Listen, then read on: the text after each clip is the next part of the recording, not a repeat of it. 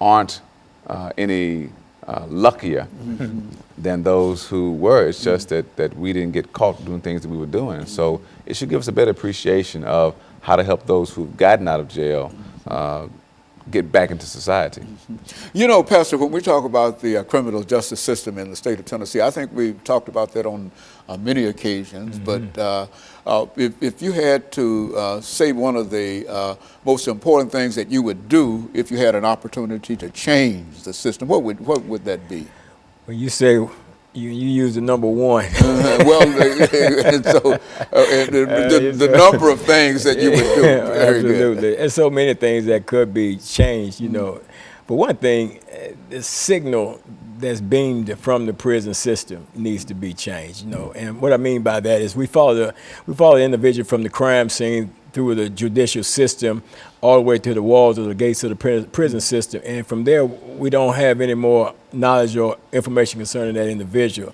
And at the same time, a lot of these guys are in prison. They're developing themselves while they're in prison, you know, and they deserve a chance to get out and to use some of the skills and things that they've developed and some of the knowledge that they've gained and the enhancements of their own personal lives, personally rehabilitating themselves, and then give them opportunity to come out and make a difference in society and be productive members of society, you know. So that's just, you know, one of the things, you know, that I would change. There's so many other things that needs to be changed concerning the criminal justice system that that list goes on and on and on. Okay, and so what we'll do, we'll stop for our first commercial break here, and then we'll come back and we'll start with Representative Love, and we'll let him deal with it from his perspective, and then we'll have an opportunity to sort of move this on. And we'll be back with our audience following this very, very short commercial break.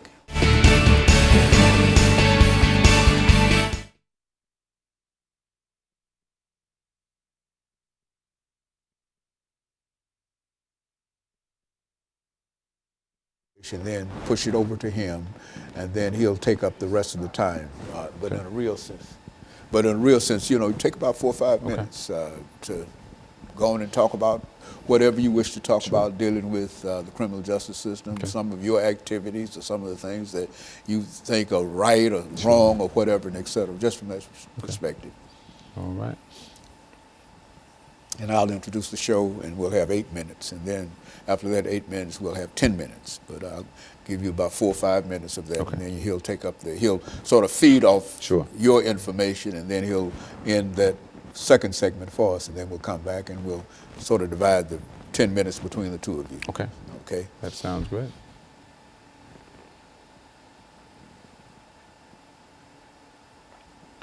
That was a terrible thing, but in Orlando, wasn't it? Yeah, it was, really. I tell you. Just catching it. Then the little boy. Just something. Oh, snatched by an all these children. I mean, one get eaten up by a gorilla. And then one by an alligator. Oh, man. I'm so overprotective of my little grandkids, man. I tell you, wouldn't believe it, man. You Like, they almost can't have to walk. be. Yeah, they can't even walk behind me in the store, man. You got to be in my You sight. can't let that happen. Yeah, That's right. They get snatched up. Yeah, absolutely, man. You know, I'm like, well, I gotta see them at all times.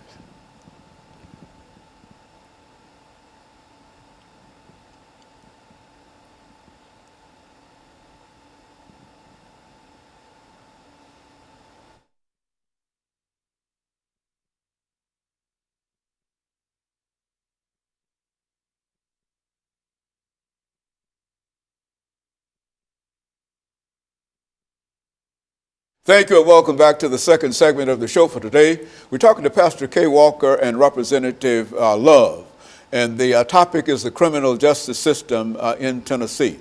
Representative Love, before we had our first commercial break, we promised that we'd give you an opportunity to talk about the criminal justice system in Tennessee, whether from the your position as a representative in the Tennessee legislature or from your own personal information and et cetera. Let's talk about it from that perspective. I think much of what Pastor Walker said is true.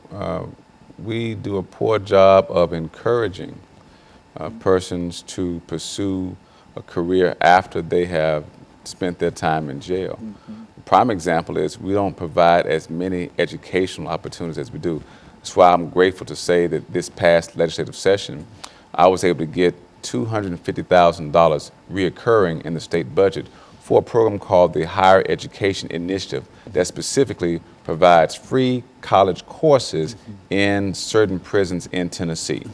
What that does is it allows a person who meets certain requirements of behavior and sentencing to take classes for free while in prison, in the hopes that when they get out of prison, they can continue to take some classes and then get their college degree and then pursue opportunity to get back into society in a good way. We have to keep encouraging persons who have been incarcerated to do well once they get out. And the best way we can do that is to say, if while you're in prison you want to better yourself educationally, here's an opportunity for you to take these classes in the hopes, again, that when you get out, you can continue your education and then graduate and then get you a job, right, that meets your skill set you developed in the classroom in prison. And I think that that's a program that, in a real sense, that should go a long way. Should it not, Pastor, in terms of doing things? Absolutely. I recall when I was incarcerated, I was able to take college courses from Trevecca East Campus Prison Program, and at the same time, I was also able to use my GI Bill. And I was able to get a Pell Grant and all that kind of stuff like that. Use my GI Bill and everything, and that means I was able to take college courses and also receive money from the government, from the VA, which I earned by being in the military service, honorably discharged and everything from the United States Navy. And like I say, our good old President Ronald Reagan, he did something back there, and those programs ceased to exist within the system. But to hear Representative Love speak concerning, passing legislation to get those things going with the monies, recurring monies coming in to do that, that's awesome. That's wonderful, because it's a lot of guys in there, Dr. Haney, that they will avail themselves to that, because it's a wonderful thing, and they're looking for stuff like that, because that's not a whole lot of rehabilitation that goes on in the prison system that's provided by the state. So to have something like this in place, it's awesome. But before we get too far in the show, I need to say this concerning Representative Love. I met him back during the flood, when the flood took place. 2010, when the flood hit Nashville. I was attached at that time to another church, pastoring one of their locations. And when the flood hit, we didn't do anything. And Pastor Love, man, they was on the ground out there, man. I was coming all the way from Antioch to Bordeaux, bringing stuff down there, and they was on the ground, man. He was out there actively, man, involved, engaged in that community. And I've been impressed, with him ever since. And now that he stepped out and pretty much followed in his father's footsteps and got into the legislature, and now not only is there, but actually doing something, because he's the kind of guy that's put the boots on the ground and make things happen, and to hear about the legislation that he's passing, and then some of the other things that I'm sure he'll talk about as well. I'm just impressed, and just to say publicly here, that this if anybody in the state legislature deserve our vote, he's the guy that deserves it, and we need to support him 100%, because he's supporting us 100%. I think Representative Love, since we're talking about serving, and that we're in the political season now, and et cetera, what would you say to a large number of people? I think we're in a situation where in some of our local areas we have only 7, 8, 10% of the people participating in the suffrage.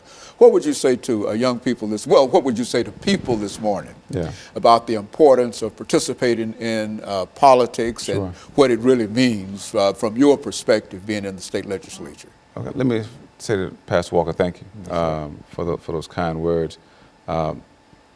Much of what I do is because my father made it very clear for me to understand that I had no choice but to be engaged in the process, because the process shapes everything in our life.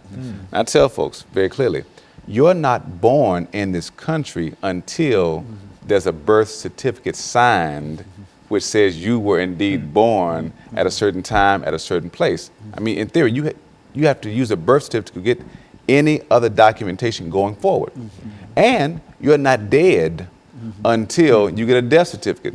Let you die and your family try to access your bank account or insurance, and there's no death certificate. They can't do it, right? So in that vein, I said, you must be involved in the process, which means our kids must involve themselves in voting. They must look at candidates and look at what the candidates offer, what promises they make, and then if you're not satisfied with the particular candidate, you have the opportunity to vote them out. That's the process we have. Process of evaluating persons and seeing, okay, have you kept your campaign promises? Like Pastor Walker said, I was engaged in the process of helping our community before running for office. I didn't do it because I wanted to run. I did it because I was raised that way. Told oftentimes by my father, apple trees don't produce apples because they want to prove they're an apple tree. They produce apples because they are an apple tree. And so service was coming out of me in the flood, and then chance came to run for office, and I did. And if you look at the bills that I've passed this particular session, to get a bill passed which will now allow the state of Tennessee to form a maternal mortality review board to reduce pregnancy-related deaths, to pass a bill taking the felony portion off of a possession of a half ounce or less of marijuana to save the state $1.7 million in incarceration fees for small amounts of marijuana when we are causing college students to lose their scholarships because of this. So those are my ways of passing good bills and simply asking people, if you're satisfied with the work I've done, vote me back in. If you're not, vote me back out. And that's the will of the people. But if you don't engage in the process, you will not have anybody up there fighting for your rights. And so it's very, very important in this season as well as any other season, not only to become involved, but to also support those that are already involved. Yes. And you think that if we were able to do that, Sure, that we'll be able to move further. Yeah. And the truth of the matter is this, Dr. Haney, you're not going to always get to vote somebody in that you want. You may vote and they may lose. I lost my first 3 elections. But you eventually made it through. Because I didn't give up. Okay, and so what we're going to do, we're going to take our second commercial break, and we'll be back with our audience following this very, very short commercial break.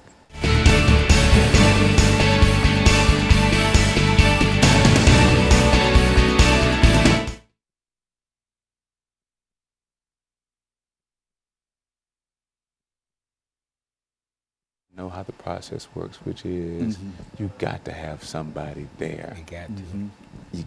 If you don't, you get left out. That's what Brenda said all the time. Yeah. She say that all the Yeah. time, that somebody's got to be there. Joe Armstrong uses this phrase, you may have heard before. He said, if you're not at the table, you're going to be on the menu. You be at the table on the menu. That's right. On the Be menu. at the table. Okay, and so we got 10 minutes. This is our last 10 minutes here. And so, now, anything special you want to?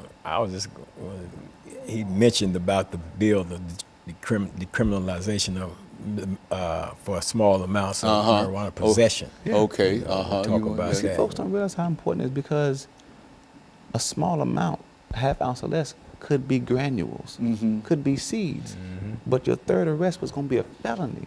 College students were losing their scholarships. And then you're putting folks in, so you're taking a kid who's not a hardened criminal, you put him in prison, And make him a. what is he going to come out like? That's right. Absolutely. Okay. Well, so whatever y'all want to talk about now.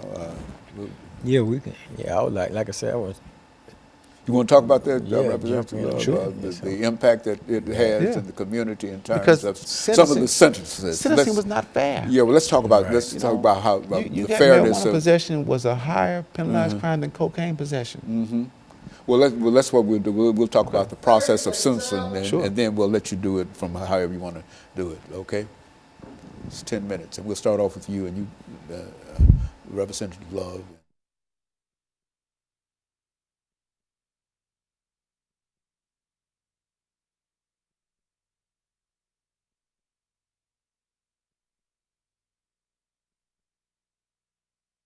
Thank you and welcome to the final segment of the show for today. We're talking to Pastor Walker and Representative Love in reference to the criminal justice system in the state of Tennessee.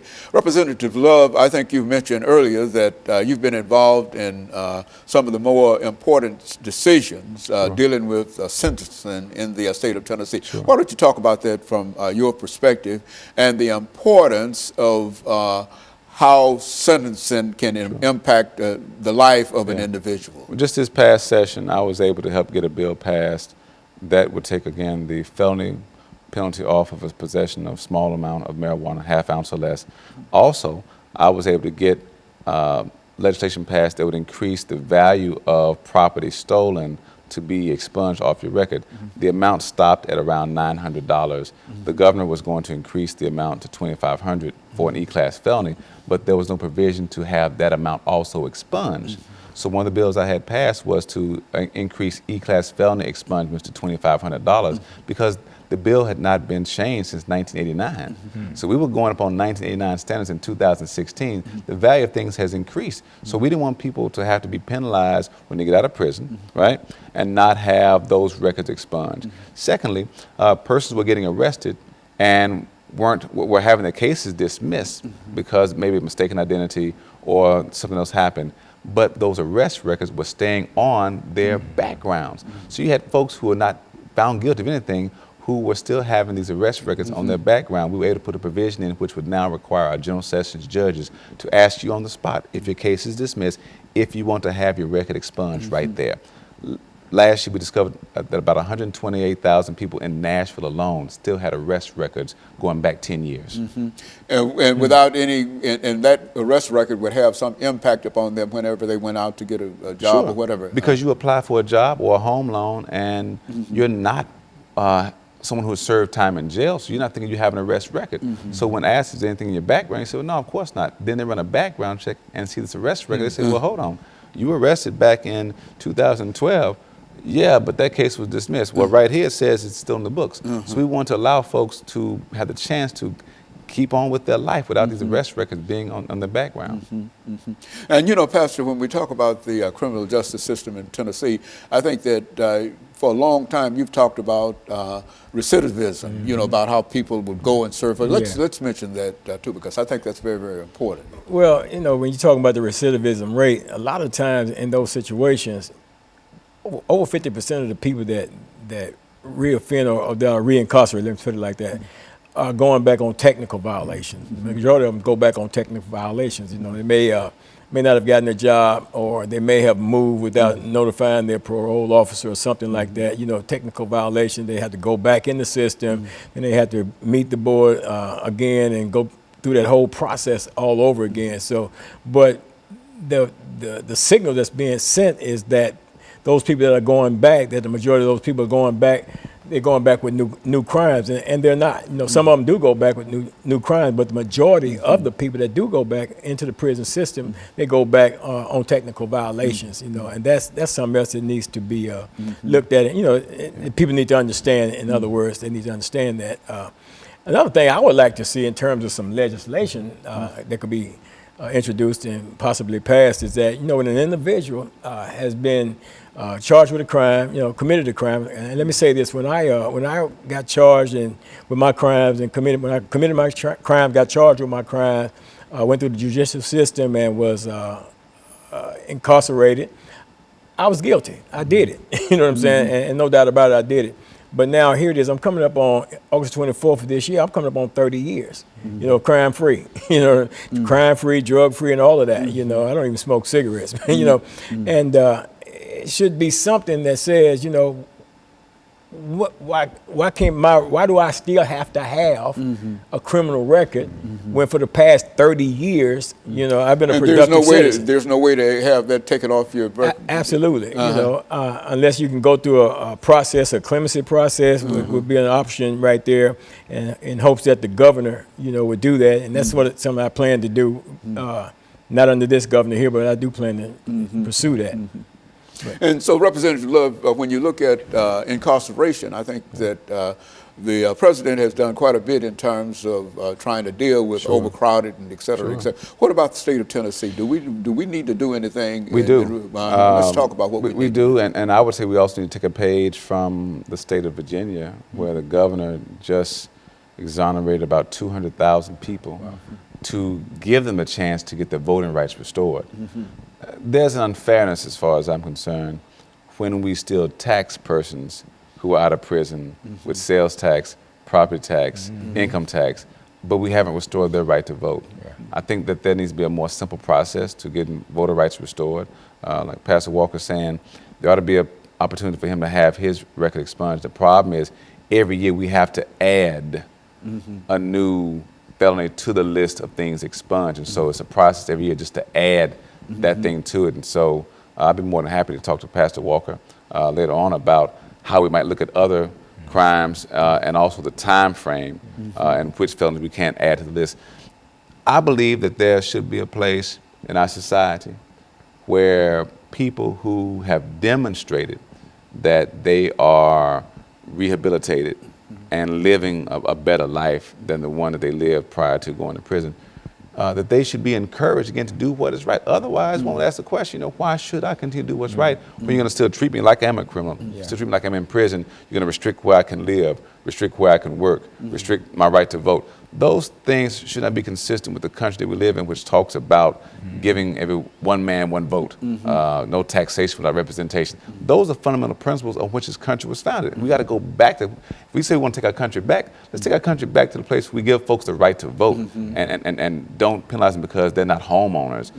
Go back to that place. We need to get to a place where even those who may be homeless should still be the right to vote because they're still engaged in the process of buying items and paying taxes on them. They still need representation. So we got to get beyond this place of restricting the right to vote. We should encourage more folks to engage in the process. And I think that's been one of the activities that many southern state legislatures have been involved in, trying to reduce the number of individuals that are able to vote. We restrict college students in Tennessee who don't have a Tennessee identification, a Tennessee driver's license. They can't vote in Tennessee.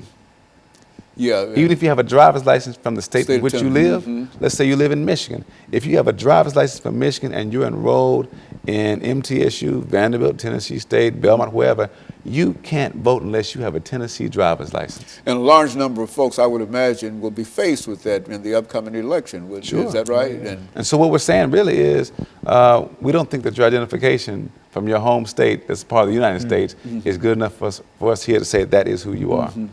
Well, I think that that has been really something to reduce the number of people who. That seems to be something that voter suppression is what we call it. Something that the state of Tennessee has been involved in. I hate to say it like that, and especially hate to say it to you, but it does appear to be that that's one of the things that the legislature seems to be more interested in, and then getting folks to come out and participate. It's more there's more interest to keep them from participating. Yeah. So, is that true of what you're doing up there? Putting obstacles in the path of voting, for me, is un-American. All right. And the statement was made about it said we want to reduce voter fraud. There have not been instances where college students in high numbers have illegally voted. It's just that the vote of college students oftentimes favors one party over another one. And so those who in power chose to restrict the right of college students to vote. And so in a real sense, we do need a lot of reform in terms of suffrage and voting and et cetera in the state of Tennessee. And do you think that the current situation is that there are many people that are interested in any kind of electoral reform? No, they're more concerned with, again, restricting voter access. I would applaud efforts to allow, I think, we have such great technology. Why can't I apply to vote the day of the election? You know, why can't I, with the way technology is, you ought to be able to have a computer system that will show you that I've registered right now and I can vote right now and that I'm not registered in two other places. Because once if I register today and go and vote today, then I can't go and register and vote in another location. Why shouldn't I be able to allow to register the same day? Okay, very good. And of course, we're going to have to end this show for today. But let me thank the two of you for coming by and giving us that excellent information. And let me encourage our audience to tune in again next week for another informative edition of Comments. Thank you and good morning.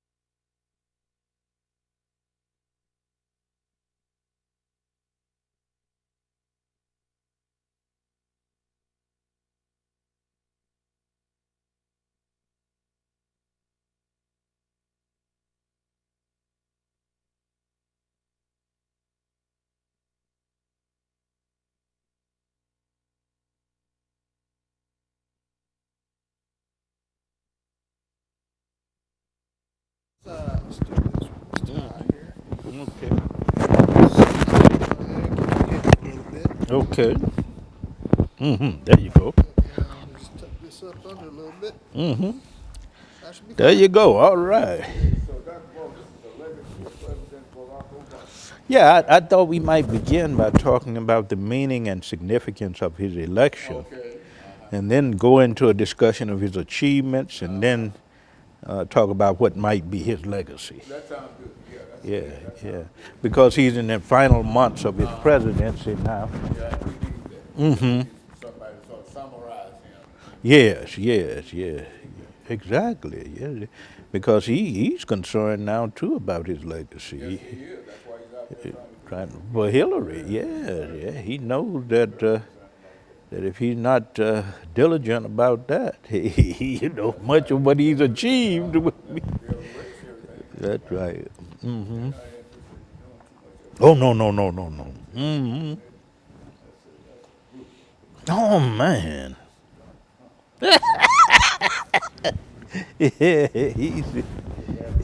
Yeah, that's right, man.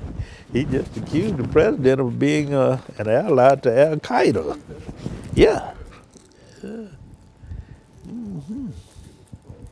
No, no, I think that's his mouth is gonna bring him down. I think. Yeah. Yeah, exactly. In terms of popularity, yeah, yeah.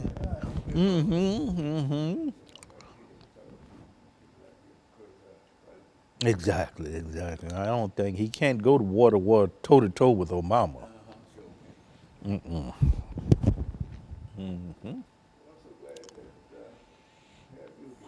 Oh man, it's great to be here.